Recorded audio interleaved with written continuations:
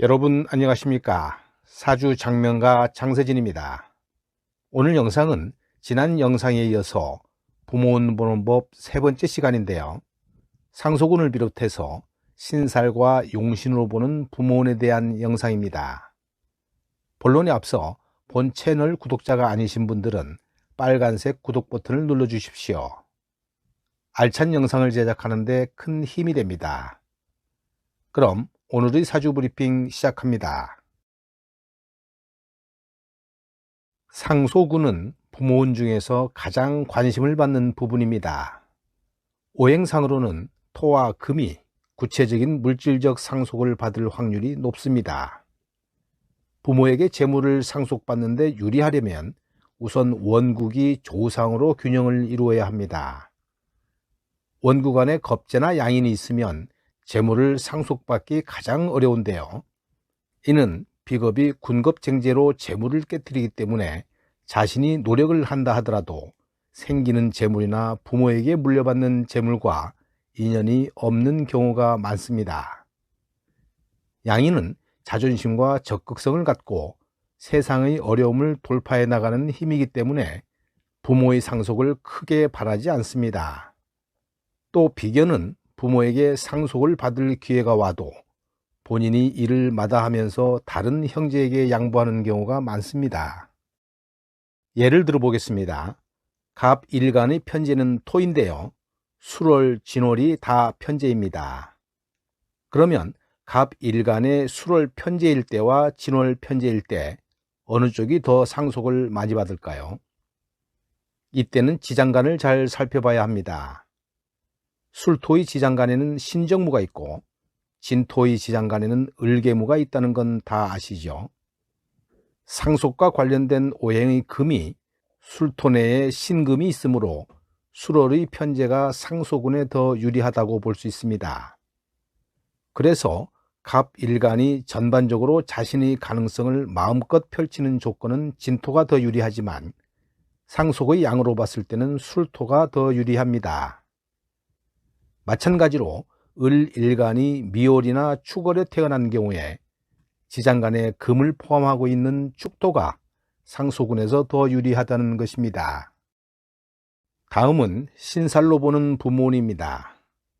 부모운과 관련된 신살은 공망, 형, 원진, 천을귀인, 압록이 있습니다. 가장 주의 깊게 봐야 할 것은 월지가 공망이 된 경우입니다. 월지 공망은 고전적으로 부모에게 받은 혜택이 가장 박하다고 알려져 있습니다. 공망이 합으로 해공된다면 큰 문제는 없겠지만 충으로 해공이 된다면 더욱 불리하게 작용합니다. 다음에 주의 깊게 볼 것은 형의 경우입니다. 부모운과 관련된 형은 서로 상자를 쓰는 상형 중에서 자묘 상형입니다.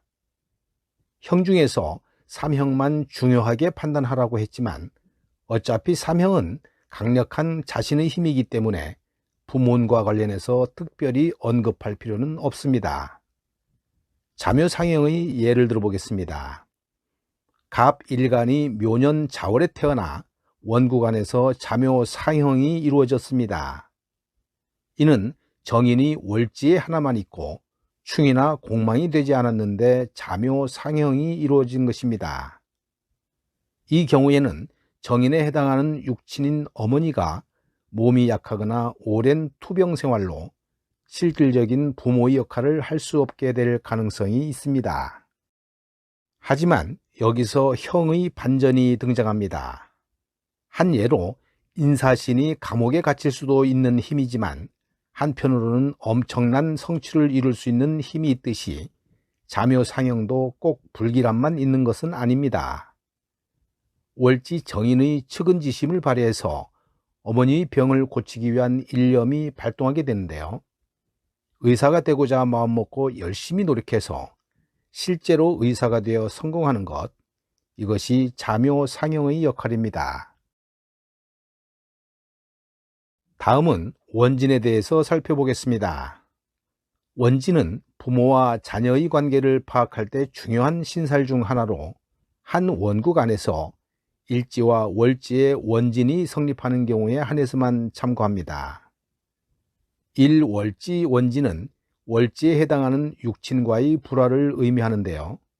예를 들어 을미일주가 자월생이면 일월지 사이에 자미원진이 성립합니다. 월지가 편인에 해당하므로 부모는 좋지만 어머니와 사이가 좋지 않아 편재인 미토 아버지가 어머니 몰래 도움을 준다거나 하는 상황이 발생할 수 있습니다. 다음은 신살로 보는 부모운 중에서 천을기인과 압록입니다. 부모와 자녀의 관계에서 가장 유리한 작용을 하는 신살은 천을기인과 압록입니다.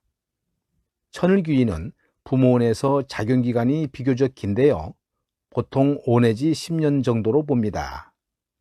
천을귀인의 작용은 일체 흉살이 피하여 숨는다는 최고의 길신입니다. 압록은 자녀가 경제적인 위기에 빠졌을 때 부모가 도움을 주게 되는 길한 작용을 합니다. 압록이 사주에 있으면 재물이 크게 늘어나고 남모르는 음덕이 있으며 또한 어떠한 난관에 이르러도 귀인의 도움을 받을 수 있는 복록이 길한 길명입니다.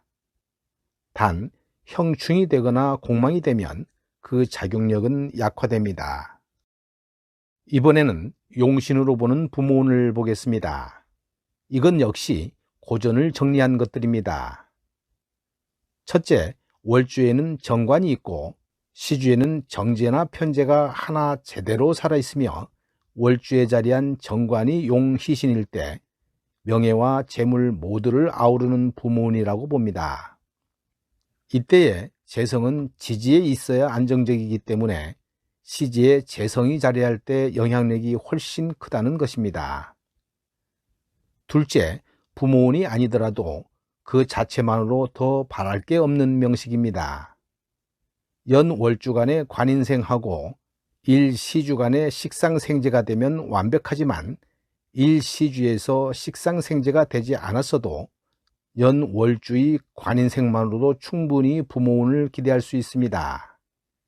셋째, 연월주에 정인 한 개가 용신으로 아름답게 자리하는데 주변에 너무 강한 편재가 있어서 용신 정인이 재성에 의해 파극되는 경우 아버지가 포악해서 어머니가 길을 펴지 못하는 상황이 됩니다. 조금 다른 경우로 월간이 용신을 극하는 오행일 때는 부모운이 희박한 것으로 봅니다. 이 경우는 용신이 원국 내에 없어도 해당됩니다. 월간은 용신의 위치로 가장 유정한데요. 그 월간을 용인신을 극하는 오행이 차지하고 있다면 일반적으로 부모운이 희박한 것입니다. 월주가 부모운이기 때문에 이럴 때는 월간만으로 부모운을 추출해낼 수 있습니다.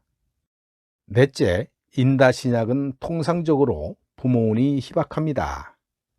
마마보이나 마마걸이라서 엄마에게 끌려다니거나 어머니가 자녀를 사랑하다 못해 숨을 막히게 해서 자기 기운을 펴지 못하는 경우가 대부분입니다.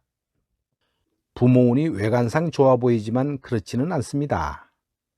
특히 인다신약의 관성까지 많으면 인성이 넘쳐서 부모가 자녀를 망치는 경우가 됩니다. 다섯째, 월주에 기구신이 강하고 정인이 없으며 초년대운의 기신운을 만났을 때 조실부모할 가능성이 큽니다. 여섯째, 월주에 재성이 잘 자리했는데 강한 비겁에 의해 이 재성이 파극되면 생길 유산도 없어진다는 것입니다. 이 명식은 초겨울 저녁에 큰 강으로 태어난 신강한 사주입니다. 금수가 강하니 피해야 할 기신이고요. 추운 기운을 덮일 화와 많은 수를 막을 토가 필요합니다. 따라서 용신은 시간에 있는 기토를 써야겠고요. 운에서는 화와 건토, 운이 오면 좋습니다. 물이 많다 보니 화의 재성은 힘을 쓸 겨를이 없습니다. 그래서 관이나 직장 쪽으로 가야 안정된 삶을 살 수 있겠네요. 부모운을 살펴봅니다. 월지의 비겁이 등령하면서 태어나자마자 아버지의 피해가 큽니다.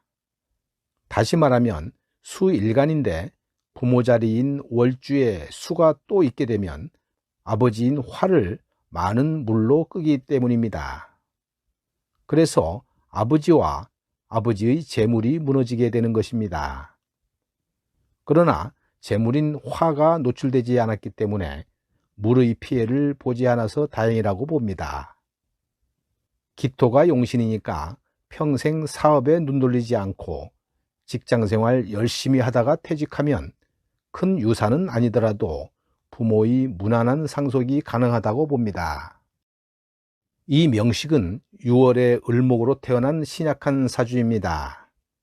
편관격에 용신은 일지의 묘목 비견을 써야겠네요. 천간에 뜬 비겁은 도움이 되지 않고요. 지지에 있어야 본인의 저력으로 도움이 됩니다. 이 사주에서는 본인이 용신인 비견 묘목을 깔고 있어서 아주 좋습니다. 부모운을 살펴봅니다. 관다신약이고 그 관살이 월주에 뿌리를 내려 신유로 있어서 부모운은 없어 보입니다. 편관격과 양인격은 원래 부모운이 좋기가 어려운데요. 월주 자리가 부모 형제궁이기 때문에 그렇습니다. 용신이 일지에 있어서 자신이 깔고 있는데요. 남한테 의지하고 휘둘리기보다는 자기 자신이 행동하고 결정해야만 흔들리지 않는 인생을 살아갈 수 있는 사주입니다. 오늘 영상은 여기까지 하겠습니다. 나가시기 전에 구독, 좋아요를 눌러주시면 영상 제작에 큰 힘이 됩니다. 그럼 다음에 또 다른 주제로 찾아뵙겠습니다. 여러분 감사합니다.